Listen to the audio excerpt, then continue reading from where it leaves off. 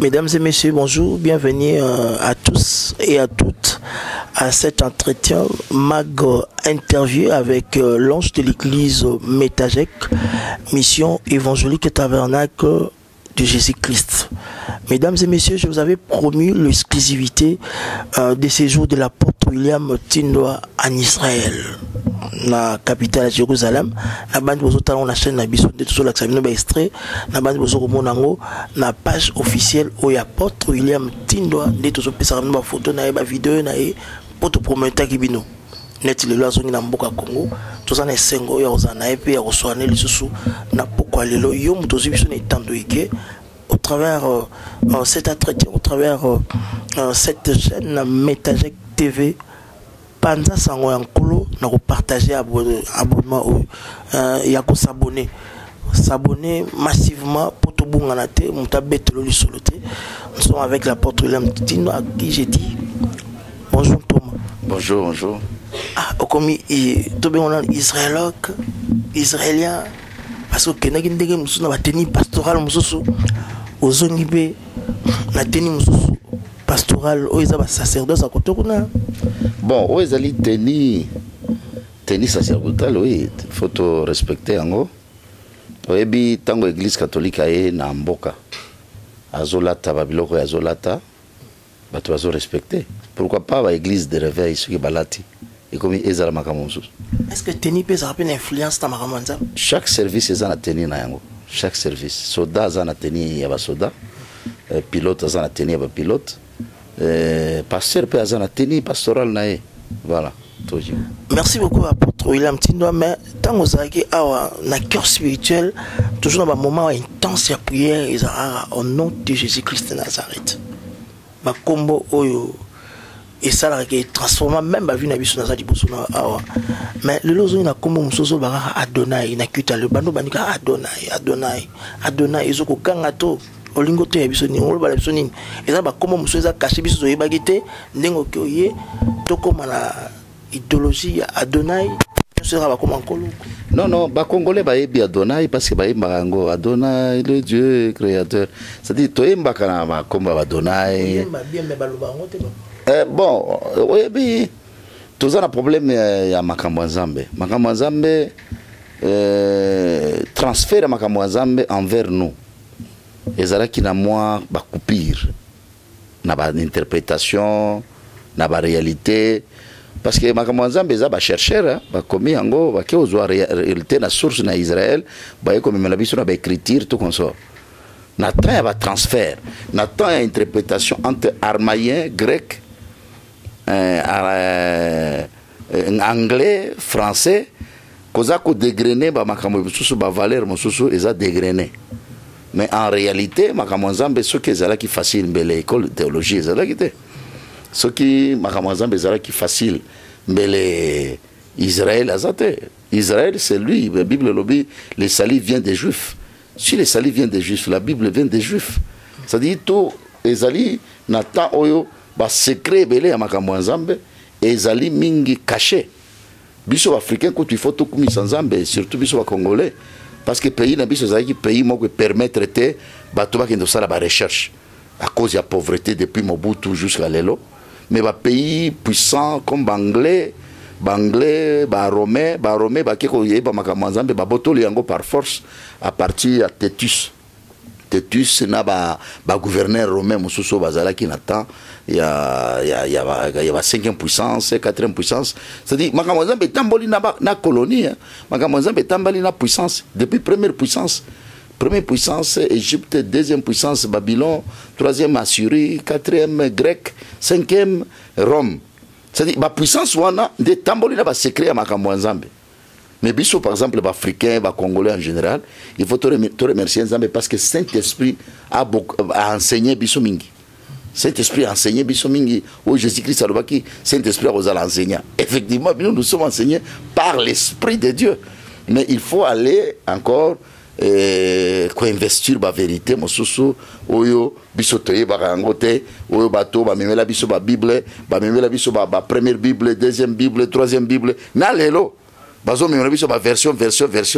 Mais na kati ba version on a dit il y a des secrets cachés.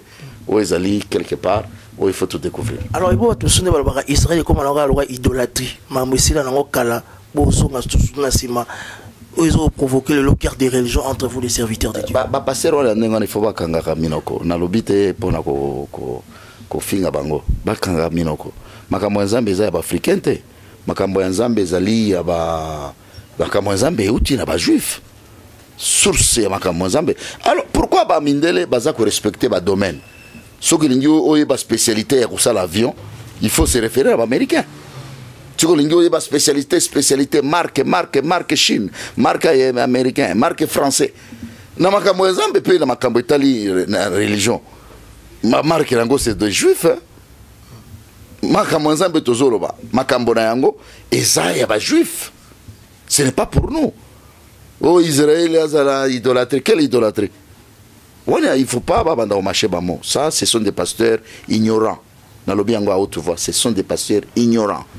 La réalité, il y a une évaluation. Il y a qui arrivé dans mon collègue Liboso parce que mon collègue Bali a mis ça tout. On met ça qui déjà comme le Rwanda Israël, aux Arabes déjà comme ça. Mais mon collègue Liboso n'y a pas ma colonne à Israël. Comment s'était passé cet effet-là en vous personnellement? Bon, moi personnellement, moi je suis de la race. Il y a des protestants. Je suis pentecôtiste. Dans l'histoire, la Bible est le protestantisme. Vous voyez? Nous avons découvert les premiers protestants anglais. Au Batonga, l'église, na Bango, na Bethléem. Tu découvres Babylone, Babylone, qui est belé. Mais quand moi, tu joues dans le Saint-Esprit. Il faut te vendre la réalité. Parce que moi, il y a une option. On a pesa ba peuple moko boye. C'est pour cela que passer au bazolo baké et Jérusalem etikala na yango. Jérusalem etikala na yango. Jérusalem c'est notre boussole. Bibliquement montrant que Jérusalem c'est notre horloge.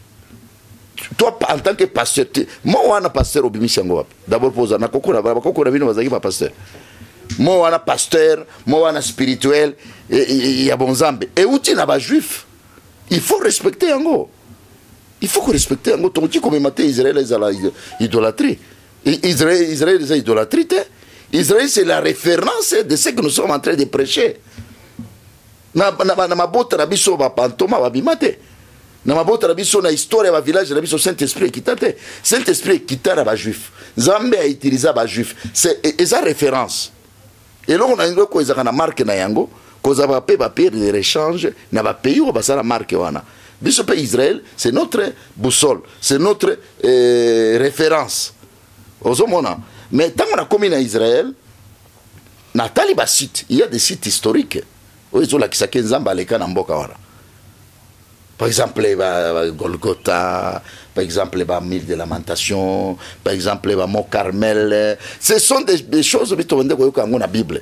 Mais toke komona yango bazo l'expliquer bakata bakit bamitu ya banani yawa na mabanga place bakatela bango tout avec référence. Ce que yo pasteur au bando ridiculiser ba mo wana ba valeur. C'est sur ba musulman ou qui au sakana na ba makamora bango te ba oboma yo. Yo moto bando kendo détruire ba valeur na bango. Un pasteur qui ne peut pas se réveiller le matin avant de dire Israël c'est quoi? Israël c'est comme nous. Il faut pas lapider passer la nengona. Parce que c'est parmi nos valeurs. Ndesika tobimisi makambo tozo teya. C'est-à-dire, yo tika histoire wana, ceux qui osent la mater au côté. Ceux qui ont l'ingénieur de ridiculiser Israël. Tika makambo ba Israël, tika Bible, yo osent la mater au côté. Osant l'histoire nini, mboka na bino village na bino, ezana na référence à makambo isale au pasteur. Il faut pas commencer à jouer. Hein? Biso wa Congolais tout ça na makambo ebele tout ça ko ndeko be bisa ba valeur. Il faut totika ba makambo wana. Omoni lelo na iko découvrir biso wa pasteur congolais, to bandi au perdre na ba valeur. Or que des pasteurs congolais c'était des pasteurs. Ce sont des pasteurs. Zamba sala ba pasteur puissant au Congo. Mais à cause de la légèreté, motokola mukaboye bandi ko finga, motokola non. Il faut te demander se corriger. Qu'on se corriger. Na ba ligue auto sala ka ba pasteur. Ce que bomoni moi pasteur moko boya bandi ko gâcher notre valeur, notre il faut qu'on kende ko kutra nae. Ko yebisa yeke monsieur. Ko benga ta pasteur te. Ko benga monsieur. Si tu continues à jouer comme ça, nous allons faire tout, hein? D'abord au tu wapi. Au tu na religion nini. Au sala mikanda nini. Et ba valeur tala ba ivoirien na yokuta ba ivoirien surtout ça attention te ba ivoirien bazo le kabiso ozomona ba télévision minene ozo la kisama kambo ya banini ya makambo itali religion et ça na ba ivoirien ce sont des ivoiriens bazana ba référence moko makasi na makambo nzambe tukutali na bango kuna so ito sala attention te bazo le kabiso kala mingi te na organisation na makambo biso tozala ba grand pasteur mais quand makambo ya nini ya kobiboma ko se détruire les autres bandi ko tikala ya suka biso tozala des mêmes pères avec des Nigériens dans le monde spirituel dans le monde religieux ya ba pentecôtiste tozaki boye na ba Nigériens au monde ba Nigériens ndenge ba l'équipe biso tokutani na ba deboye kuna ba deboye ba mindele bazo banga bango a deboye mindele bazo lenga deboye mais ba deboye wana biso tozana ba pasteur ya makasi kolega ba deboye mais la sérieuxité et de ne pas prendre les choses na valeur au moins c'est que tozo ke notika alors ngai ba certain doit ba passer nyonso ba bando linga ko bebisa ba valeur ya biloko ndengona baza ba passer au maudire. Alors apôtre William Tia, alors pour mettre terme à ces guerres de religion entre vous les serviteurs de Dieu, qu'est-ce que religion mais batulabi idolâtrie batulabi ba kabal bo ke so bilo musubo mela batokoto parce que tulati ba sariti bo batoso banga eza ba signification nango eza ba signification nango oyo ngana lata yango depuis kala bana nga ba yebi na lata yango tika na ke Israël mais bon tango il y a 5 ans 10 ans na lata yango na lata mais na lati yango pour na ko respecter ba norme spirituelle au moni les cabales juifs azolo bango est-ce qu'il y a biango vendre ça na télévision 2 heures du temps 1 heure du temps expliquer nga cabale expliquer nga IP spiritualité il y a des choses il y a des chrétiens messianiques ndé ba raison na biso ba chrétien il y a des chrétiens et ba juifs o bazo sala et loko na bango loko la ba mingi loko la bokoko na bango ndé sika cabale juif ebimi depuis Égypte ozomona euti wapi ba kabalo wana euti wapi yebisa expliquer ngai to azolo baloba lokola perroquet il faut vendre ça masolo pour aloba à identifier kabale euti wapi na christianisme messianique euti wapi mais nous les Congolais les chrétiens congolais to kenda okuta na tena ba kabale juif un kabale juif fazao aona Congo kabale juif bozo ke nous avons na bino ba Benin et biloko ya ba africain un kabale juif oh Debi misaka bato lokola ba David Copperfield wana. Ba David Copperfield wana. Ce sont des puissances magiques ya ba juifs. Kuna yo noir au kendo sana nini kuna. Ba benga na yo. C'est leur coutume, c'est leur tradition. Yo noir au kendo kuna te. Wona za magie na bango ya ba juif. Lokola ba congolais, ba africain, bazana ba tradition na bango. Ba kabale juif wana eza magie ya ba juif. Magie ya bokoko na bango. Yo africain okunyata kuna te moto ayebi Israël soka yebike o nakutanaki koza ba arabe mususu ba koyamba yo africain te ba kobenga na yo koza moto aligné na bango te. Alors il faut pas qu'on publie des choses que tu comprends pas ozogra ba o ba kenda ke Israël ba kende kutana na ba kabali juif yo pe kende to kabali juif ba kokotise kuna. Merci, c'est l'apôtre William Tia, ambassadeur universel de la Bélange de l'église Métagec. Je suis pas seul, je suis avec Victoire Ilala, avec Dassa, toujours de Métagec TV, avec Arsène qui est à la réalisation. Merci à El Diogo, merci à Vandoto, à la Bisso. Nous s'abonner massivement pour tout bon ganate. Voilà, je profite de l'occasion pour dire bon retour à l'homme des dieux. Merci. Parce que 8 jours, c'est toute une semaine en dehors de la ville.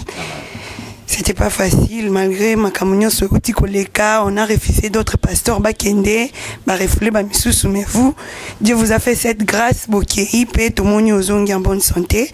Par rapport à j'ai seulement 2 petites questions au Nalingui, l'homme des dieux au Mekakouebzabiso. Je sais pas, parce que d'habitude, tout le monde a un pasteur ébélé, ceux qui bakei Israël. Bayakana ba biloko ébélé, bayakana ba parfum, bayakana ba huile, je sais pas. Peut-être yo au meme libiso yango et quand bayakana ngo, batekaka yango, ezalaka onction encore, je peux dire vendable. Donc comme makano pour na rozwa yango. Ba huile to ba parfum wana il faut payer mbongo et puis ba pesio Baninouana. Ma deuxième question. Il doit répondre tout d'abord ça, et puis vous allez revenir encore. Ok, merci beaucoup. Merci beaucoup. Au moins, c'est seulement nous les Congolais, tout ce qu'on a cerveau nous renversé. Il y a qu'à comprendre des choses. Tant que nous sommes à Jérusalem, à Futakimbongo, on a dépensé plus de $5,000 pour Kendekuna. Tant que comme à Kuna, il y a de l'huile au bas présenté, où ils allaient huile, il y a boy, où ils allaient huile boy. Bah on peut se faire pambate. Bah côté qu'elle a yo. Comme on achète la Bible, tu peux pas payer ça comme la Bible la pambate. Tu fous ta. Tant que vous avez même na bamaï, ba site na bango, ba Jordan, il y a des taxes à payer. Ça dit pasteur abimiawa. Accueilli na lobby pour la pasteur bango bazo critiquer bateka kama futa bateka kama est-ce que va ça l'année parce que ba futa ki billet ba kende ba komi kuna pona kokoma na ba site wana il faut ko futa mafuta wango pe wana ba pesa ka bango si un pasteur alingi bante ba bantoma na ye amemeli bango mafuta atekili bango où est le péché ça c'est pour renverser cette ninoana conflit à compréhension mentale. Vous comprenez? Si catholique a présenté ces histoires, on a pas foutu zombie, ça ce n'est pas les péchés. Mais c'est un pasteur congolais, pasteur pentecôtiste, pasteur d'église de réveil, à une église de la Bible, on a été en foutu. Non, on a l'obité na côté comme foutu. Nazo pesa, mais ça m'épuise parce que j'ai dépensé plus de $1,000 pour na somber la cadeau bananga. Le rôle là on a joué le cadeau. Na bembeli na ko pesa bino rote ka bino ngote mais na ko pesa bino parce que bino ko pesa ngambongo mais on les a cadeau na pesi mais ça et à présent $1,000 pour acheter de l'eau acheter tout comme ça na éviter de critiquer ko somba mai pona nini na ko somba mai wana parce que ça na terre promise et na mani tango azaki muto a nation aye abikisami na lèpre Bible lobi azwaki mabele akena ngo na Syrie ko boaka quelque part na lelo place a boaka ki mabele miracle ça les manque na lelo place parce que il y a beaucoup de pasteurs hein, batambola te bayebi ba histoire te so ka yena mangengenge azui 4 mois ya langue abandi ko parler ye sili ayebi makambo ya Nzambe nyonso non il faut laisser des histoires comme ça. C'est pour ça que dans le Congo, Motomoko a bandé ko ya mafuta kala, les lois ont utilisé mafuta. Motomoko a bandé critiquer Israël, les lois bandé ça la fête avec Israël. Il faut pas nous prendre comme des foutards. Nous sommes des Congolais, nous sommes en train de raisonner aussi. Hein? Il faut pas nous jouer de nous. Bah pasteur bazo qui critiquer les lois lobby à Baluki, il faut nous laisser tranquilles. On a beaucoup de choses à faire dans Mboka Nabiso au Congo. Congo a besoin, il y a ma découverte ébélée. Bible lobby, mes peuples péri, manque de connaissances. Si toi tu as la connaissance, il ne faut pas critiquer. Il faut, papa moko, papa nani, papa défunt lukusa. Il y a bandolo baki ya critiquer ceux qui aient bien le logoté. Alors avant tout ça la moto yo ko linga critiquer ayebi ata logoté, mais linga critiquer pour na ko lobaki ayebi. Ça veut dire le problème il y a mafuta, problème il y a maï, problème il y a tout. Il y a terre promise, il y a terre sainte. Ce n'est pas seulement les Congolais. Partout dans le monde, les Américains, les qui sont en développement, les qui sont en Bonzambe, les grands pasteurs, les Américains. Mais il y a la terre promise, ils ont mabele, ils ont mafuta. Ils sont tous les qui sont en Bonzambe. Au Bonzambe, ce sont des Américains. Ils sont missionnaires. Si vous avez Chikapa, biso na uti fungurume, mosusu uti mbujima inakabeka mwanga, on maîtrise ta makambo ya Nzambe parce que on va dire critiquer. Il faut pas nous foutre, il faut nous foutre la paix, hein. Na connaissance ya Bonzambe, laissez-nous tranquilles. Congo a besoin de biloko ebele. Il y a bafuta ya mai, ya bombele, tout comme ça. Nous allons prendre ça au nom de Jésus parce que c'est la terre promise, c'est la terre sainte.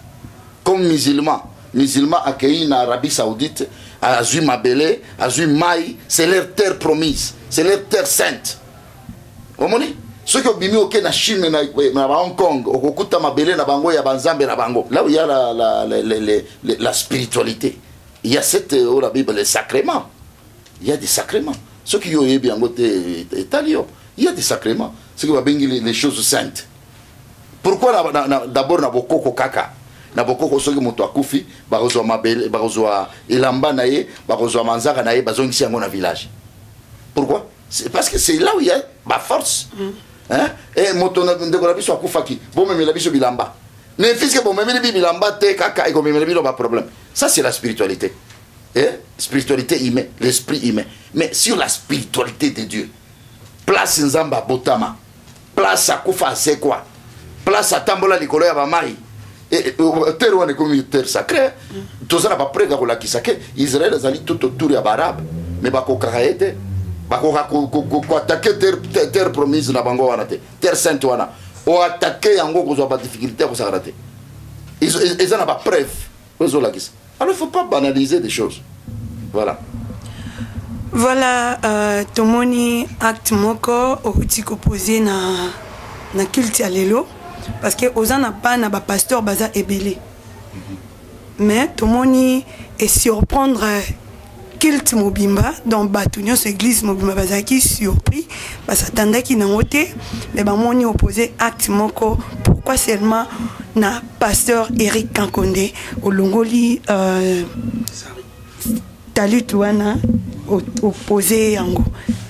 Voilà. Et bon là d'abord pasteur Eric Aoutiwapi. Pasteur Eric c'était un choriste. Il y a Jésus miracle. Yo yebi et beaucoup na ye na tabernacle. Hein? Ce que les gars ont passé yebele oui pasteur. Mais pasteur Eric azala qui na 2 ans. Va ya liboso za qui va ya musique mondaine. Et bande ko benda yi makasi. Oyebi fali pupo na nzembone moko yembeki abwaka ki Eric Kankonde. Komoni Eric azaki na va moko monde bande ko benda yi akendera mokili. Ali moi 2 ans na zulu kaya zo mona nate. Zamba revi fo luka mona wana. Je mora kutali na na station. Na kutali na clique ya ba musicien belé ya nani ya mokili. Azara bango. Alingi mona batami. Na bino petit yaka. Aye, Eric, yo zawa. Oh papa, nazana studio. Rabi Eric lobi o monanga. Na ndi lobi na mona yo. Aye une église. Eric a église na liboso avant de fréquenter sa tabernacle. Aye une église. Tamba une église zamba ibisinga. Na bimisa Bible moko na somba pa ya type moko boye. Na somba ngo na ba 94 $100. No $120. Zamba lobi na bimisa Bible wana na pesa ye. Bible na ngai yanga pasteur na somba ki yango pona tangaka mais Nzamba lobi na pesa ye na obéir na kama ti Bible na bengi ya imba kinzembo moko makasi ezaki na conférence ya confita na kamati na pesi Bible wana na bifukama Nzamba ibisinga omoni mwana oyo na libota na bango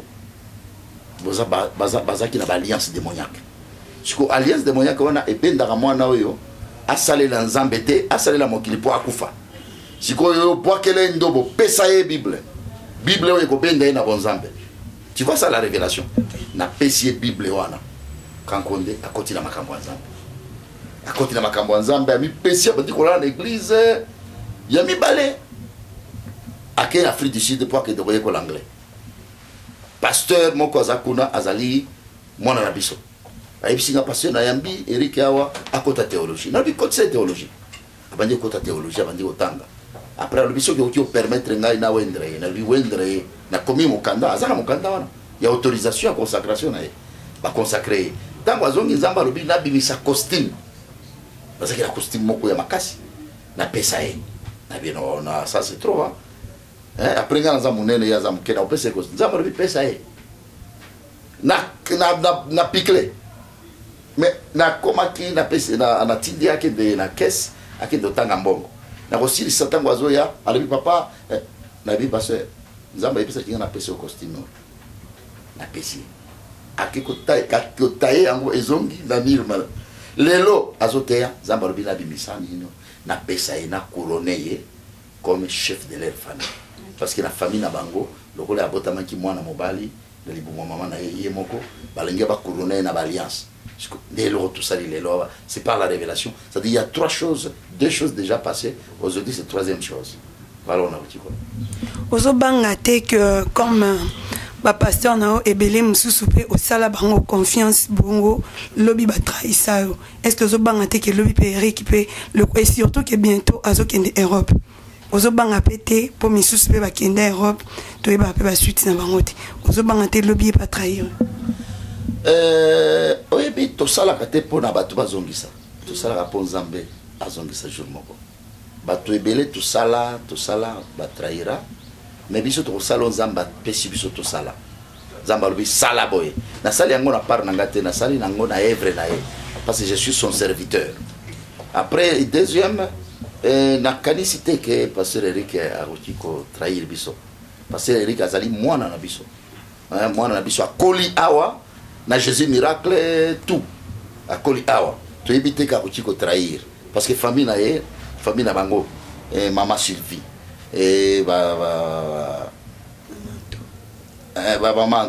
bamamanto bango nyonso bazali trahir biso te mama Sylvie frère nini yo moni famille wana esika ebimi bato ebele balanda bango bakoyisa bango bakoka bango te chaque pasteur azaka na bandimi na ye nzambe aprépara lokola yo Dieu zali race ya batindo race ya tabernacle bato combien balanda yo mpo bakoyisa yo bapengwisa yo bakokaka yo te parce que tu es de nos races tu es notre progéniture spirituelle c'est-à-dire koza bato mosusu komoni moto atrahir azalaki ya yo te omoni Jésus Christ asali prière na ya sacerdoce alobi papa bao pesaki ngai nde bao na zambi awa c'est-à-dire bino boza bato nzambe atindeli biso chaque pasteur aza na bampate na ye omoni koza pasteur bato mosusu la pasteur tindo aza magicien mais koza mosusu pasteur tindo c'est le pasteur bakoza mosusu pasteur wana aza pasteur na bango te pasteur aza na bato bakolalaka bango. Alors c'est ça chaque appel ezali na ba oyo batindamaka pembeni ya appel wana pasteur Eric après na tabernacle na tei bango te di ba divergence na tei bango te ke soki na sali pona Eric ba musu bakosilika esprit wana ezaka na tabernacle te soki moni moto akomi na esprit wana tabernacle za mona tabernacle te ba ti tabernacle na tei bango ke yayo eza yayo o balobaka tiangani Alors bon retour papa. Merci. Ça s'est bien passé je crois. Tout s'est bien passé.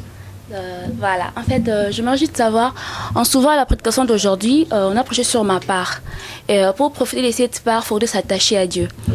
Mais il y a de ces genres de personnes qui s'attachent à Dieu à fond. J'en connais plusieurs. Mais vous verrez ces genres de personnes, ils demeurent toujours dans la pauvreté, malgré ça. Mais vous verrez ces genres de personnes qui sont un pied dedans, un pied d'ailleurs, mais qui sont dans la jouissance. Maintenant, comment expliquer? Mais la richesse ne montre pas que tu es de Dieu. Parce que trop de riches, ils ne sont pas chrétiens, ils sont païens. C'est-à-dire, nous, on ne vient pas dans les choses de Dieu pour être riche. Parce que la richesse, c'est Dieu qui donne. Tu peux être riche, mais tu ne connais pas de Dieu. Tu peux être pauvre, mais tu as de la force de Dieu, tu as de l'appel. C'est-à-dire, ce n'est pas la richesse qui est en train d'identifier un homme de Dieu. Mais on dit souvent que vous êtes créé en mon image. Et donc, un fils de Dieu ne manque de rien. Vous voyez un peu. Bon, un fils de Dieu, bon, nous ne sommes pas créés à l'image de Dieu. Nous sommes créés à l'image d'Adam. Vous voyez, il y a des erreurs, beaucoup des erreurs comme on a à découvrir. Ah bon? Oui, oui. Je crois en Israël, là-bas, vous avez apporté de nouvelles on a appris beaucoup de choses. Ouais, on a appris beaucoup de choses. Et aussi, j'ai un constat que je fais. À chaque fois que vous vous déplaciez, même pour un mois, pour une semaine, franchement, il y a une baisse à l'église. Et rien ne fonctionne. Comme le dimanche passé, il n'y avait pas beaucoup de gens. Mais je me demande, que pourriez-vous dire à ce genre de personnes qui viennent prier pour vous? Pas seulement ici, même ailleurs. Mais je me demande, supposons qu'aujourd'hui, que vous nous quittez, parce que ce n'est pas arrivé à tout le monde. Donc l'église se mourra parce que l'apôtre William Tyndale est mort. Bon, il y a ce qu'on appelle la leadership. La leadership, il y a l'incarnation de la force de Dieu sur un leader, sur un pasteur, sur un... Partout, hein, là où il y a le leadership. Si un leader n'est pas là, il y a aussi de la manque de quelque chose. La particularité d'un leader. Il faut compter aussi à ça. Oui. C'est partout.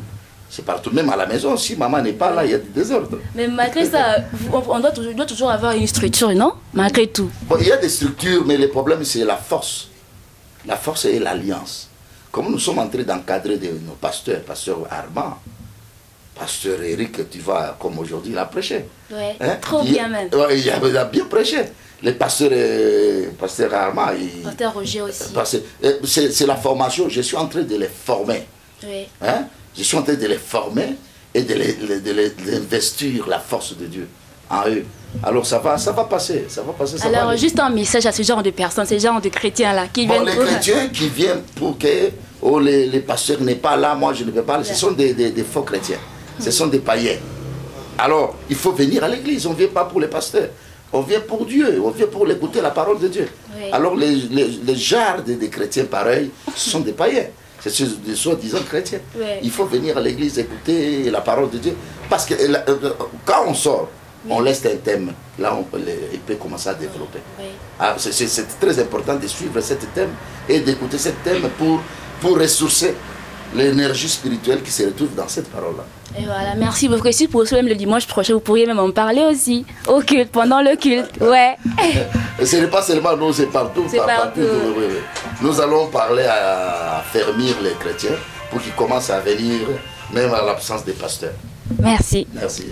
Merci apôtre William Tin, ambassadeur universel de la paix. Dans nous avons expliqué biso papa antikangala biso Israël et bakso belé sur la sagesse et belé à sagesse. Ma réponse est ça à tikota qui a copié. Ça nous fait très plaisir vraiment d'être ensemble avec vous. Et puis tikangala biso que papa tenu yeux malam moi ouais Israël. Robert on était là 7 jours parce que tout ça, maman la likamo, il faut ça la peine parce que dans mon marqué le serviteur de Dieu, l'église Métagec, on a vu dans d'autres affiches là, le révérend pasteur Baban, Papi Mata, tout le monde comme ça, le révérend pasteur Ama, Roger Kamba, maman Pascaline Temne, bango tout dans la marathon, mais on a vu un grand homme Kondo à Kondo, papa beaucoup de temps sur la vie. Bon, Kondo à Kondo. Il va brutal le rôle là. Kondo à Kondo, c'est parmi des pasteurs congolais de Kinshasa. On a moni ndengazo mata, on a moni ndengazo pasuka. Parce que Kondo à Kondo 2001, 2000, mais Kondo à Kondo a bandi ko mata bane, a commis Kondo à Kondo mususu. Na yeko découvrir secret na enzoka. Secret na c'est azamoto c'est une hydrologue on est tous loba. C'est parmi les pasteurs bazali ko incarner force ya Nzambe. Vous baza série la Kinshasa, on reconnaît ça. Oui, baza c'est des pasteurs sérieux. Au bazoteya, surtout tangi ba Kondo tangi ba Walum Senga. C'est le bel anniversaire na ko souhaiter bon anniversaire Walum Senga. Ah oui, na souhaité pasteur Walum Senga, moi pasteur Walum Senga depuis qu'il est Israël, azonga commis biloko mso bando critique ngo les autres. Magambo ici là. Comment on va faux débat. Comment on va faux débat. Au moni, c'est mieux qu'il faut que ndekuna, que ndeko yekola makamo mususu, yo yebaka yango te yo mona yango ke yo Israël, tozo kende bakufa banan. Bato bakufa bato Nzambe bato la Abraham yo lo bake bakufa mais batika batrace tozotanga bango na ba Bible bakufa eza bato ya ba mabota rabino bato ya ba africain wala bakufa sans histoire mais il y a des gens qui ont laissé l'histoire politique qui ont laissé ba référence ba philosophe banani bakendaka pona ko ba connaissance wana ba connaissance ya histoire même na makambo Nzambe même Kondo à Kondo, aza pasteur moko tovandi na mingi na Israël, c'est aza qui faisait nanga chaque fois. Na bis tozoke de nae partout. Tozoke de nae omoni nazaki na garçon na ingénieur moko aza moto aza la pétrologie na boma Richard yeto bando la na parce que ngana bando boya na kindola na bato. Mais on s'est retrouvé un type très bien, toujours prier. Tu vas dire toujours là dans la chambre, tu prier, tu continuer, tu changer ma campagne Nzambe. Quand tu as conduit à Zali, tu vas dire vendre na kiti. Bah tout l'union sur ton sali, tu vas dire na kondo à kondo. Alors avec plaisir. On a dit bon c'est mon frère, c'est un pasteur. Alors il faut te changer. Quand tu as une conférence, tu as multimilliardaire. Baso coûtera entre les milliardaires et les milliardaires, baso changer ma connaissance et ma carte. Puis ce en tant que pasteur, il faut tout changer ma carte. Aya atala l'église, aya ba apôtre de ce qui n'a pas na côté na profondeur, cette communion fraternelle là, communion du ministère. Ils ont manqué biso ba congolais. C'est pour ça que tous ceux qui ont perdre ba valeur na biso. Au moni Congo et bimisa ba pasteur mine lokola ba sonika futa. Bimisa ba pasteur mine lokola ba nani ba kizami na kibila. Et bimisa ba grand pasteur en Afrique. Dans le monde ba yeba bango. oyebi bato lokola bakizamini kibila babando kendo azobengisa moto lokola ashimolo azobengisa yawa na Congo bashimolo bazobanga kizamini kibila. Mais les Congolais baza ko se mépriser bango moko, hein, et esprit wana ya ba Congolais wana esprit wana ya o ba bengi ya médiocrité ya ko se dénigrer ya ko se dévaloriser esprit wana ekufa na kombo na Yesu. Ekufa ba grand journaliste eza na Congo ba Cassius Clay batu ba sala ba transportage ya combat na ye batu lokola ba chipumpu tozana ba nani tozana ba grand journaliste tozana ba grand na domaine nyonso, mais on est en train de se tuer entre nous-mêmes. Toza komi boma esprit wana zamba longola yango na kombo na Yesu, hein, parce que même na Israël kuna tokomi bazo respecter Congo. Omoni na Capernaum wana okuti na synagogue na bango carte ya Congo ese bima yango moko ebima ka boy carte ya Congo ebimi. Après to solo na ba sacrificateur moko balobi ba pierre oyo sacrificature ya Israël utilisaka et se retrouve en mingi na Congo. Il y a deux parmi ba pierre, il y a deux pierres. Deux pierres parmi ba pierre wana za 12 qualités ya ba pierre. Mais parmi les deux pierres et se retrouve à kaka na Congo. Comment pays a boyo qui commande minimiser? Merci mesdames et messieurs, laissez-moi vous dire, moi je connais Kondo à Kondo, donc il a une forte personnalité dans le Congo. Il a malam libakwa malam papa kopé ça so Kondo ou Kondo. Papa c'est déjà ouverti, il y a prière il y a 7 jours, ma kamebali déjà le 30 jusqu'à le 7 les aux alansuka nango na osepela osala appel na bandeko to azotala biso parce que les réseaux sociaux ba to azotala biso na téléphone ba otala biso na télévision ba otala biso na Métagec TV, pourquoi pas couleur télévision. Et puis obeta moi c'était moi moké na thème kitoko comme le slogan ya Métagec, ma part mon héritage. Oui, voilà to lingito lo sur ma part. C'est comme Nzamba péchu Israël que bango part na bango et ça sacerdoce. Montozali na 3 parts. 3 parts, ça dit 3 héritages. Montozali na héritage à l'ébosso ya famille. Hein? Famille ici à Botama, a où se retrouver un héritage, na part à héritage. Montozali na pays où ya Botama, aza na part na ye. Omoni le rôle Israël, kuna poba pese nationalité israélien. Outi na mabele nini, part na bino eza wapi. Na Israël, ya tribu nini. Bazali ba conservateur ya biloko wana. Makasi. Ba montagne na bango c'est leur part, c'est leur héritage. Biso ba Congolais pe par na biso, c'est notre sol Congo. C'est notre sol Congo. Congo na frontière na yango ni 0 mètre na yango. C'est ça notre héritage. Il faut to battre yango malamu. To battre yango par na biso musu c'est ça ba minéraux o za batie na pays oyo. Zambe fabi misera biso ba politicien o ba ye ba valeur ya pays oyo. Un Congolais qui ne souffrir jamais. Na côté na Israël, maï bouteille ya maï za na $3, $2. Na place musu osomba maï oyo na $10. Selon ba milliers. Mais ba milliers ya ba pauvre ndé eza na $2.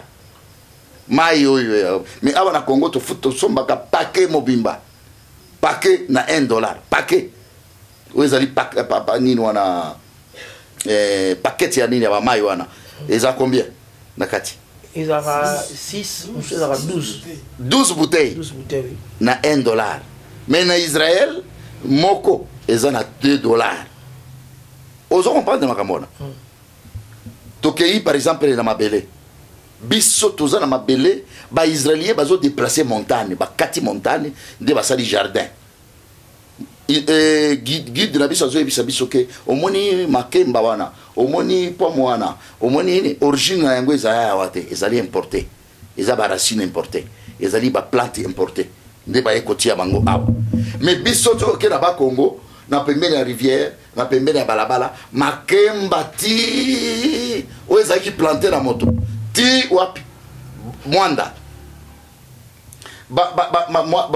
moi de coco oyo moi de coco na Israël ils a planté ils a banana na bangote mais ils a la bazana ba ferme na niveau ko sakanate omoni ils a ferme na niveau ko sakanate ba bimi awa koti awa na mangengenge tokendaka tokena awa na nzela oyo nani ya montagne tokendaka yango moko eza naturel ozomona.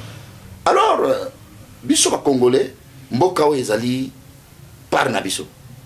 C'est pour ça qu'il faut bimisa biso ba politiciens, ba intellectuels vrais, pas des intellectuels ya libon.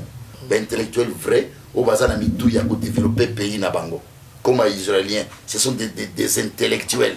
Un intellectuel place à Zali, il faut développer l'environnement.